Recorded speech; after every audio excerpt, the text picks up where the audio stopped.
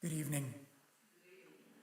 I am Wes Bixby, the pastor here at First Congregational United Church of Christ. And on behalf of our church council and all the leadership of First Congregational United Church of Christ, we feel it is so important to host this event, and we welcome you here.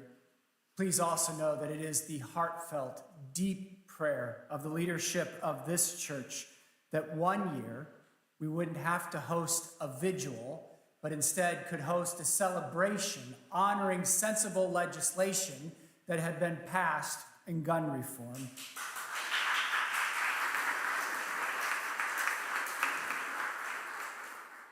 And yet you and I know all too well the heartbreak of nightly news, including just this last week, the shooting at UNLV, that does break our hearts tonight as we gather. Last year, when I stood here and offered some reflections, I taught you a prayer posture. And so as we begin tonight, I want to remind you of that prayer posture. You take both hands, put them together, put them over your heart, and take a deep breath in, and slowly exhale. Take another deep breath in, and slowly exhale. One more deep breath in. And as you slowly exhale, open your heart, your whole life to our honoring tonight of the victims, the families, and indeed our whole country with gun violence.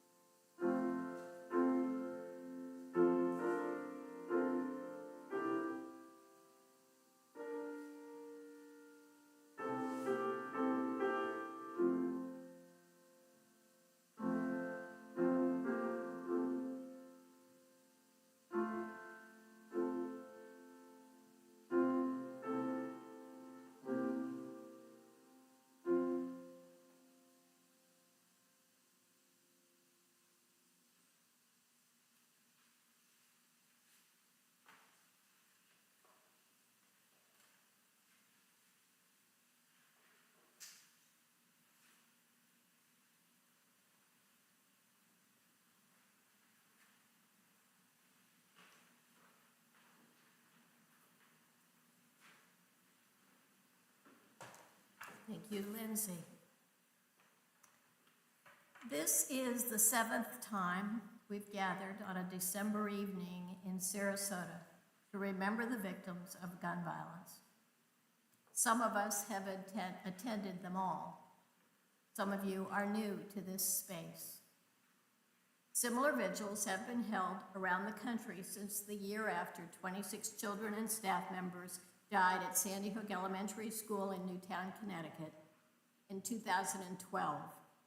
Classmates of those children are graduating from high school now. But their families continue to grieve after 11 years. A national vigil is held every year in Washington, D.C., the most recent one 2 days ago, and National Brady is one of its backers. Other vigils are held all around the country. This country has had more mass shootings with 4 or more deaths in 2023 than in any year since at least 2006, according to a Washington Post database report that was released this week. And that's just the mass shootings. We will light our candles for so many different types of gun deaths later tonight. More than 35,000 people have been killed in gun violence so far this year. We continue these gatherings to remember them. We continue these gatherings to support those who survived. We continue these gatherings to support the loved ones left behind and those who are caring for those who survived. Our goal at Brady is to honor, to educate, to litigate, to raise awareness of this terrible and so preventable public health crisis. We will continue to talk about this critical issue and to work for safer gun laws. If you're not already involved, we urge you to get on board. Join Brady or one of the other groups calling for change. Call or write your legislators about bills you want them to pass or not pass. Someday they'll get the word and they'll maybe do something. Encourage your neighbors and friends to do the same. While we accept only small donations for petty cash locally, we encourage you to donate, if possible, to the national organization for their important work in the courts in particular. Please join our chapter on January 4th at this church's gathering space, the Oasis Center, just beyond where you park today, when State Rep Michelle Rayner will be talking us through the next legislative session and the gun bills that will arise. There are several. We foresee another tough year. I'm not a total Pollyanna, a little bit of one. And join us at our Bayfront rallies on Thursdays from 4 to 5 p.m. when you can.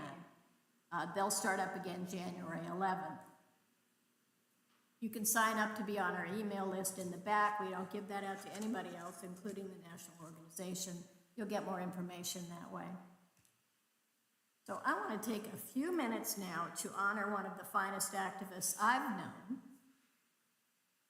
If I could get Nancy Evans to come up. I lost her.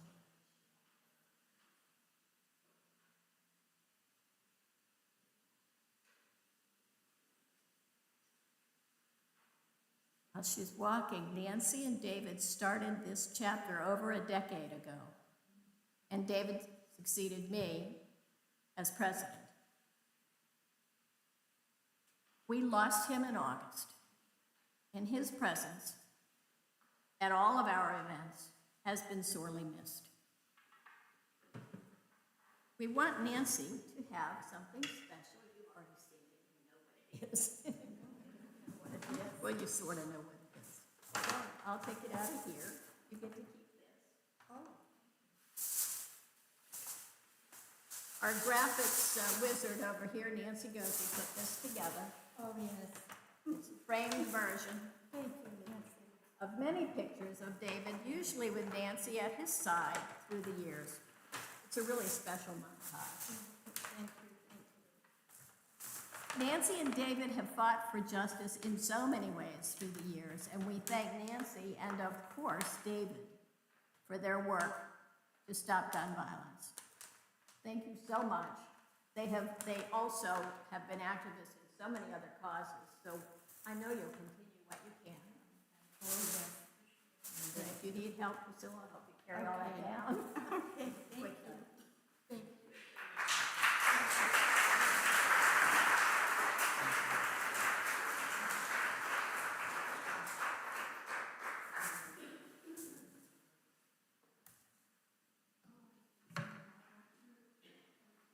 So at this time, you probably have heard from me enough, if not this year, other years.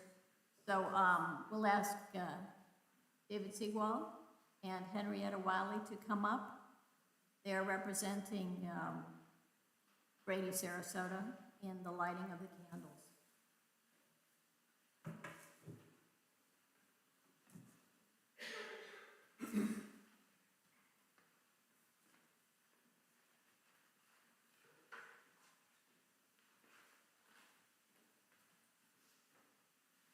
Thank you, Carol. Tonight, as Carol said before, we remember 26 people who died in a horrific shooting at Sandy Hook Elementary. That was 11 years ago, and as she mentioned, they have been memorialized around the country since then. 20 were children between the ages of 6 and 7 at the time. And again, as Carol mentioned, today they would be graduating high school. 6 of the people who were shot were teachers and other staff members.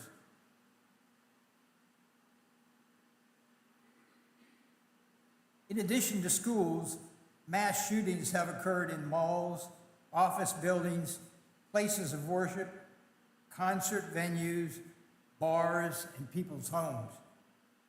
There have been more mass shootings than there have been days in 2023. They've been at a Nashville school, a bowling alley, a nearby bar and grill,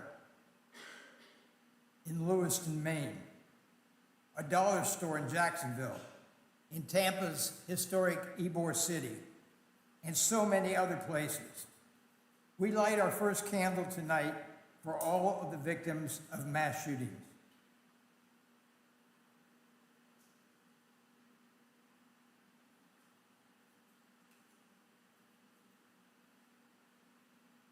Suicides account for 60% of all gun deaths.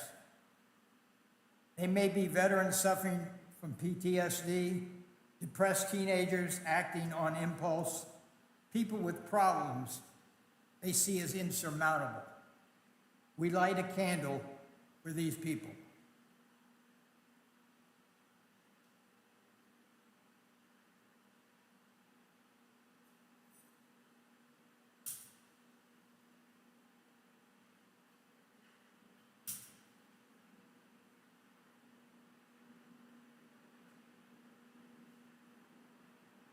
Every 16 hours, someone in America, usually a woman, is shot and killed by a current or former intimate partner. We light a candle for the victims of domestic violence.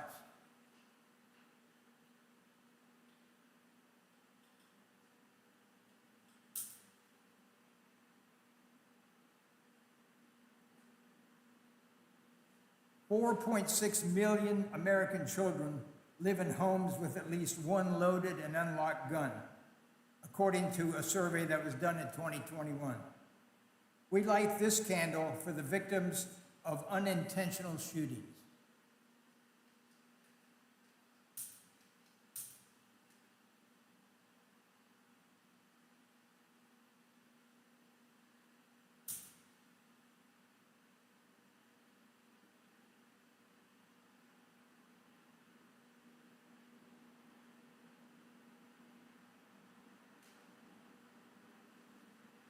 Armed robberies create an illusion of impending death, regardless of whether you were shot or not. Some victims die, some live on in lifelong terror. We light a candle for them.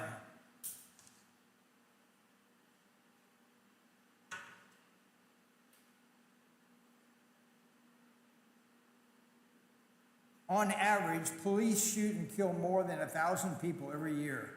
A disproportionate number of them are black and brown. In addition, civilians have shot and killed more than 40 police officers this year.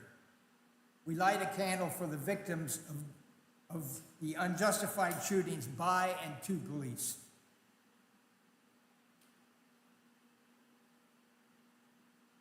Many people die in incidents that never make the news.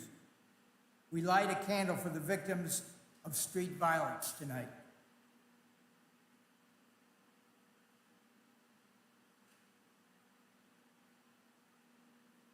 The number of domestic terror plots and attacks are the highest they have been in decades. According to nonpartisan security experts, many are the work of white supremacists. We light a candle for the victims of domestic terrorism.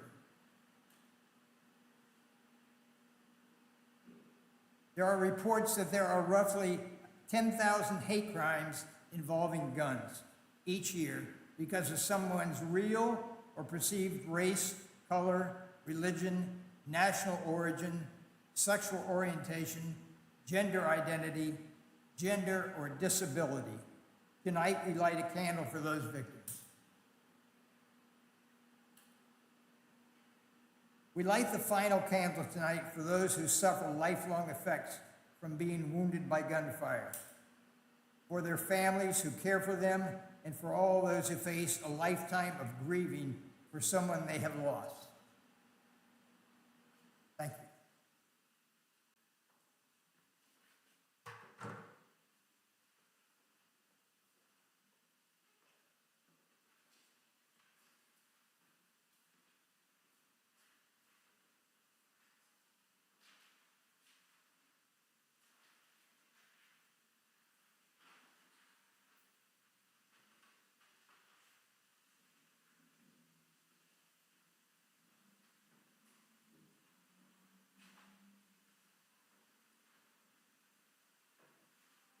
Amanda Gorman spoke her own words at the inauguration of President Biden. I understand she was the youngest, I believe I'm right, the youngest poet laureate for our country. Today I am going to read one of her recent writings that touched our hearts when we read it. I will read Hymn for the Hurting by Amanda Gorman. Everything hurts. Our hearts shadowed and strange. Minds made muddied and mute. We carry tragedy, terrifying and true. And yet, none of it is new. We knew it as home, as horror, as heritage. Even our children cannot be children, cannot be. Everything hurts. It's a hard time to be alive, and even harder to stay that way. We're burdened to live out these days while at the same time blessed to outlive them. This alarm is how we know we must be altered, that we must differ or die, that we must triumph or try. Thus, while hate cannot be terminated, it can be transformed into a love that lets us live. May we not just grieve, but give. May we not just ache, but act. May our signed right to bear arms never blind our sight from shared harm. May we choose our children over chaos. May another innocent never be lost. Maybe everything hurts. Our hearts shadowed and strained, but only when everything hurts, may everything change. Thank you.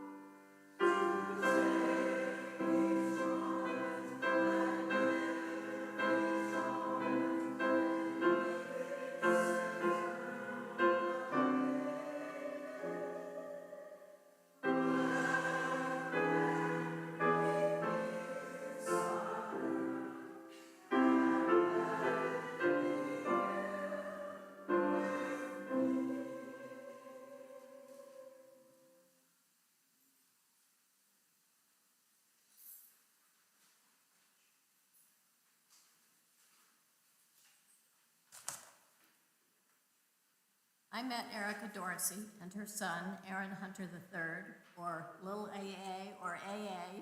You get to decide which one you want to be known as. On one of the hottest Saturdays of this year during a march against gun violence in Sarasota. AA had been shot in the head and seriously wounded just 2 months before. He was 12 years old. I was 13. Oh, he was 13 years old. Baby. And has made remarkable progress since. We thank Erica for being here tonight, and Aaron, and more importantly, for speaking out for gun safety. I've been reading the book, The Little Liar by Mitch Albom recently, and I thought I'd share a quote that jumped out at me and said, oh, take that over there. It takes enormous courage to relive the worst things that have happened to you. Without the brave accounts of those who have lived through it, we would never know the depth of the evil. that book is about the evil of Nazism. We speak tonight about the evil of gun violence, and the courage is that of people like Erica and Aaron and their family.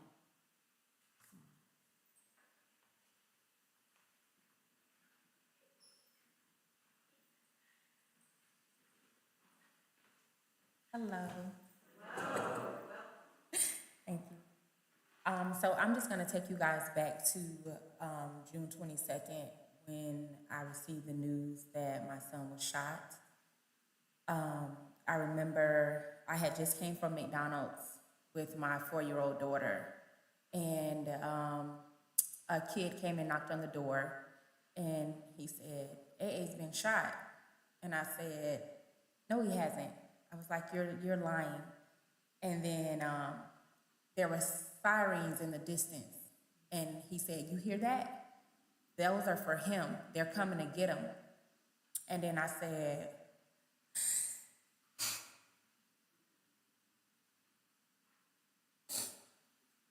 I picked my phone up to call him. His phone went to voicemail, and then, which it typically does anyways, because he always lets his phone go dead. So then I picked him up and called him, and then I tried to call him again, and it went to voicemail. So now at this point, I'm mad because I can't get in touch with him. So maybe what this kid is saying is true. I proceeded to go outside to get in my car, and then a young lady pulled up, and she was so hysterical. And she was like, your baby, he's over here, he's been shot. And so I remember telling her that she needed to calm down if she was gonna drive me over there, because, or else I would have driven myself, because she was just out of control. So when I got there, I was expecting to see something completely different just from her reaction. But when I got there, surprisingly, he was sitting up in a chair and kind of slumped over to the side a little bit. And the officer was saying, "Hey, stay with me," and was like, "What's your name?" And he was like, "Aaron," so I was like, okay, maybe this is not as serious as I thought it was. I could see the wound to his head, not really knowing at the time the seriousness of it. And I just remember kind of kneeling down next to him, and then for some reason, this voice, I'm just gonna say it was God. Like, God just said, "Go." So I remember getting up, and I asked the officer, I said, "Where are they taking him?" And the officer asked the paramedics, "Where are you guys taking him?" And they were saying, "He's a trauma, we're gonna Bayflight him, he's going to our children's." That was all I needed to hear. I remember looking down at Aaron's feet. I picked up his shoes, and I kind of looked behind him. There was some chairs behind him, and I saw his backpack. I remember grabbing his backpack, and then I proceeded to leave. But when I got to the front of that apartment complex, I remember saying to myself, like, how am I gonna get from over here? Now, mind you, I didn't have shoes on either. I was there. So when I got to the front, I was like, how am I gonna get from over here? And then I remember walking back around the apartment, passing Aaron, and going to the front, and I encountered his dad, who was kind of almost dancing with the police officer because he was saying, "My son is back there, let me go back there." But I remember grabbing him, and I said, "Let's go. They're gonna Bayflight him." And then he said, "Why won't you let me see him?" I said, "Because you don't wanna see him like that." So I remember as we were crossing the Skyway Bridge, my brother called me, and he said, "They have him in the air." And I said, "Okay, we're about to cross the bridge." So that alone was like, okay, he's still alive. I think the hardest thing that day was me actually leaving him, not knowing what was going to be. But in the midst of my faith, it was like God was just so reassuring to me, like, he's gonna be fine. So I was able to leave him without any worries. So we got to Johns Hopkins. It seemed like, at first they wouldn't allow anyone to come in, and then they asked for mom and dad. and it seemed like forever. They had us in this little room, and then the nurse that was in there, she was saying, hey, you have a growing number of family members outside. Would you guys like to go out there, and talk to the family? Soon as she opened the door, there was Aaron coming by on the stretcher. The team of doctors were around him. They were taking him to CT, and then from CT, he was going to surgery. And so we went outside and kind of talked to the family and stuff, and I said, I'm gonna go back inside and I'm gonna wait. It seemed like time had stopped. So the incident happened around 5:36. After we were at the hospital, I believe that we were finally able to see AA about 11. I remember my pastor coming, and my pastor said, do you want me to, no, I told my pastor, I said, I want you to go in there first, because I felt like I wanted the atmosphere to be set in that room. I needed a certain tone to be set in there for my son. So I told my pastor, you go in there first, and you can go first, and we'll follow after you. And he kept saying, are you sure? I said, yes, I'm fine. Go. So my pastor went in, my pastor came out, and he was smiling, and he was like, he looks good. I was like, okay. So then, sure enough, now I'm looking for AA to look like he been stung by 1,000 bees. I just thought the swelling was gonna be bad. I was not expecting to walk in that room and see him how he was. And so when I walked in, I was like, oh, so he just had a bandage on his head. And I was like, okay, he fine. So with that, his dad would not go in to see him though. He was like, I don't want to see him right now. So we came home, went home for a second, and I went right back to Johns Hopkins, and I stayed there. And then the next day, I was wondering why the doctors and nurses were so doubtful. But again, I'm still not understanding how bad he's been shot. All I know is that he's been shot, but I'm not thinking it's bad because he stayed conscious the whole time. I believe that they sedated him once they put him in the helicopter to transport him over. So the next day, the doctors were saying, this is very critical. 72 hours is a number that, 72 is a number that I will never forget because they kept saying 72 hours. 72 hours was what was lingering over our heads. Once that day, and once they said that, so I kept saying, they don't have hope. They were basically did not think that he was going to live at all. They were just so doubtful. And basically, they were saying he wasn't gonna live without actually saying it. It was just the language. So the third day, Aaron started to wake up. And I noticed that he was grimacing his face. And so I'm like, okay. So I'm saying, what's wrong? And he just shaking, and he's still tubed. So I'm asking him, I'm like, what's wrong? Are you in pain? He's like, no. Is there something you want to tell me? He says, yes. So then now I'm afraid because I'm wondering what is it that he wants to say.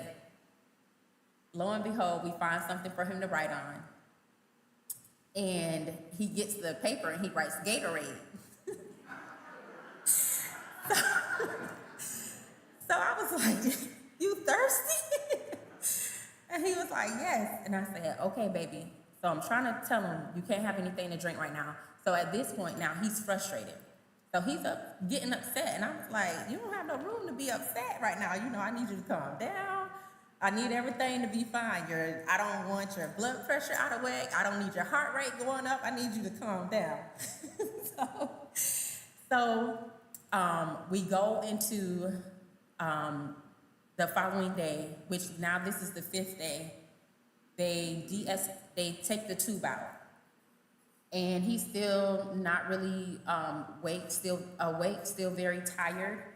So once they take the tube out, they still have him NPO, which means that he can still have nothing by mouth, because they're giving him so many fluids, and they just want to make sure everything is fine. So then the 6th day, Aaron has a seizure. And I remember that day I was laying down.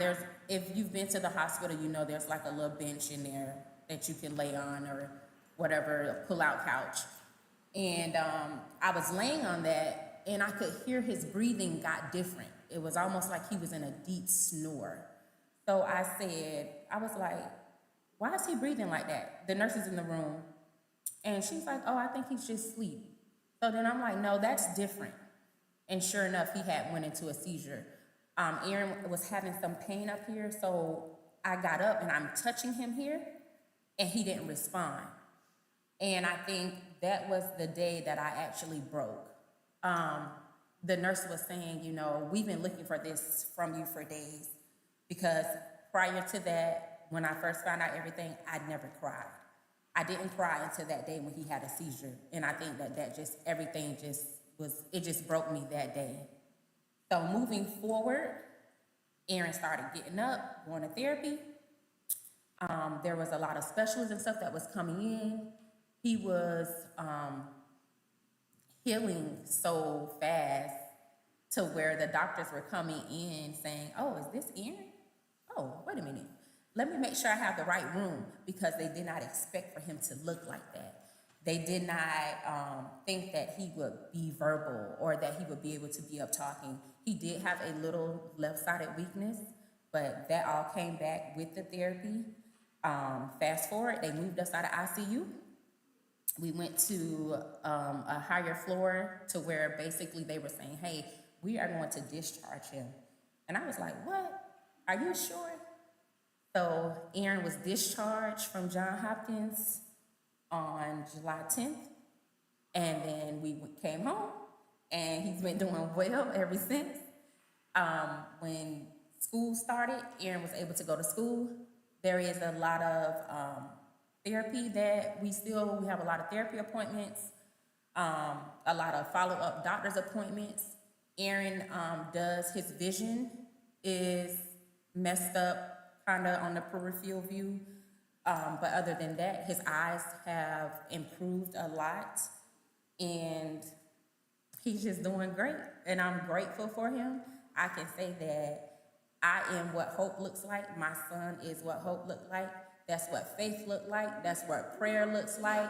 That's what miracles look like. This is what God looks like. So it's saying, like, I don't know how people say what they don't believe and stuff like that, but my son is living proof, because the doctor said that bullet was milliliters away from bursting a major blood vessel, and that he was afraid that during surgery, my son was gonna bleed out, but God. He said he was so afraid, he thought that it was gonna be an uncontrolled bleed, and that bullet was gonna shift. It did not move. And like I said, yes, he was injured, but God shielded him just enough.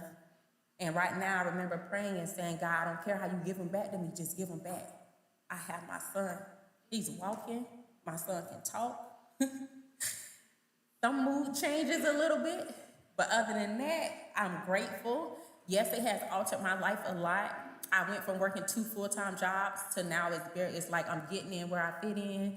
My job is actually calling me saying, hey, are you available today? So, that's a blessing in itself, because what job is gonna call you and ask you, are you available? They let me have the time off I need. So I have no complaints about that. I'm just grateful, and I thank you all for listening to my story.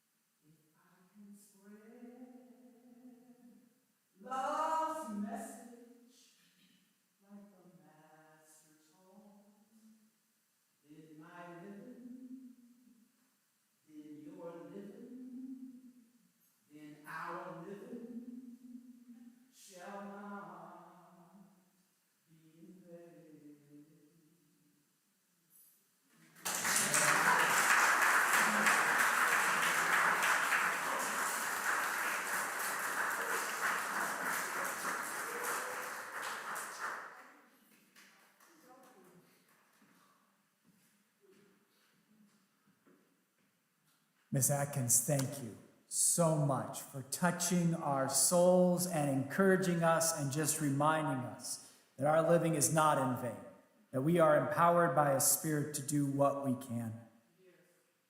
So we've gathered tonight to remember, to name, to cry honest tears, to lean in and listen to the truth about gun violence in our country that has become far, far too commonplace.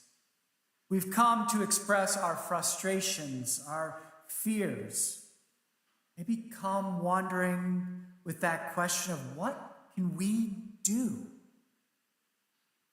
Priscilla, I am so glad you read those beautiful words by Miss Amanda Gorman. What a poet and prophet in our time. She reminds us of the act of holy lament within our faith traditions, that when the flames start to flicker, we cry out about the ache that is within us. We release that so that we can begin to act. We name, as Miss Gorman did, that when everything hurts, turn that energy so that everything can change. As we've lit the candles tonight, I'm also aware of our Jewish siblings who have begun the celebration of Hanukkah at this time, a festival of lights. I want you to listen to the words from Rabbi Adam Klingfield. He reflects on the candles of Hanukkah by saying, "The real miracle isn't that the lamps never ran dry. The real miracle is that someone had the hope to light them at all." My friends, tonight we have had the hope to light candles honoring the victims of gun violence. Tonight we've had the hope to recommit ourselves to doing what we can to help someone so that our living won't be in vain, that we'll continue to speak out and speak up, especially on behalf of those who can no longer speak because of gun violence.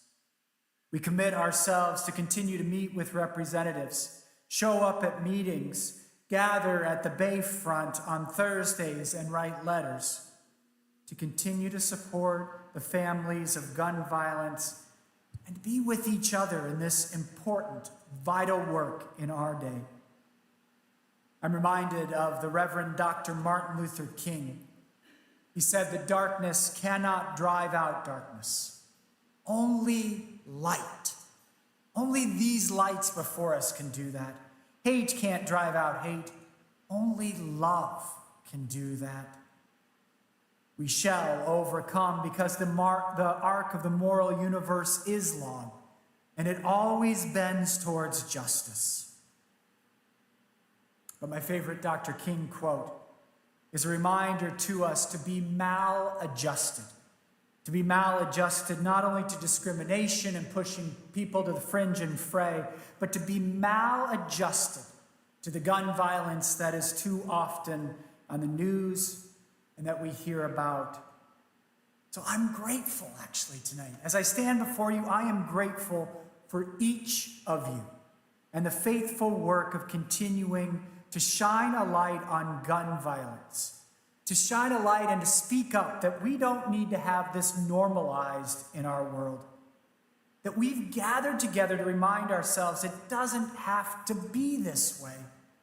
That we don't have to be the only first world country that has the epidemic of gun violence. And we've recommitted ourselves tonight to be the light. For all of you to let your light shine with each other and with those you encounter out in your life each day. So go forth telling what you've heard. Go forth, share what you experienced here, from Miss Dorsey's powerful words to the beautiful poem, to the lighting of the candles, to being here with each other, singing about peace and a commitment to overcoming, to let your light shine.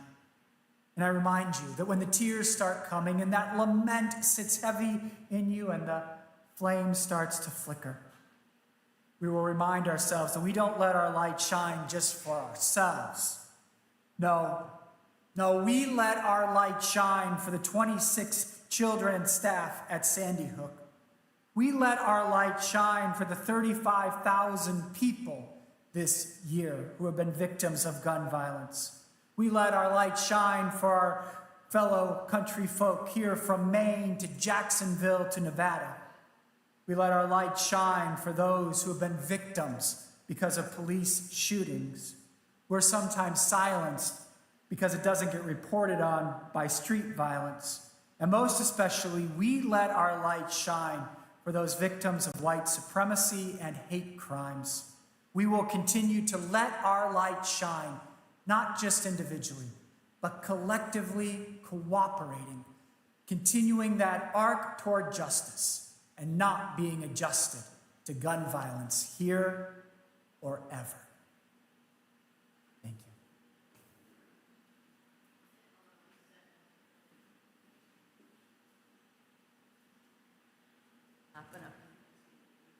I just want to thank people. It's hard to follow Julia, and it's hard to follow Erica and Aaron. It's just, whoa.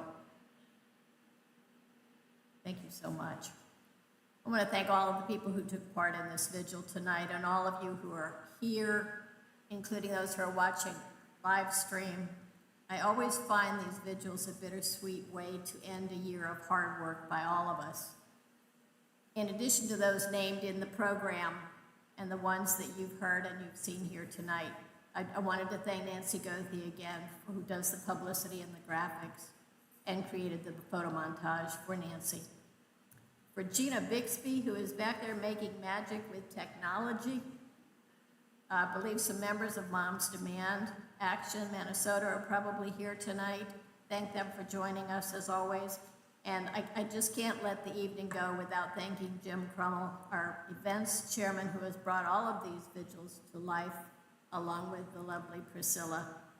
So now, if you would please stand if you can, if you want to, join hands if you'd like, and let's close the evening with our traditional singing of We Shall Overcome.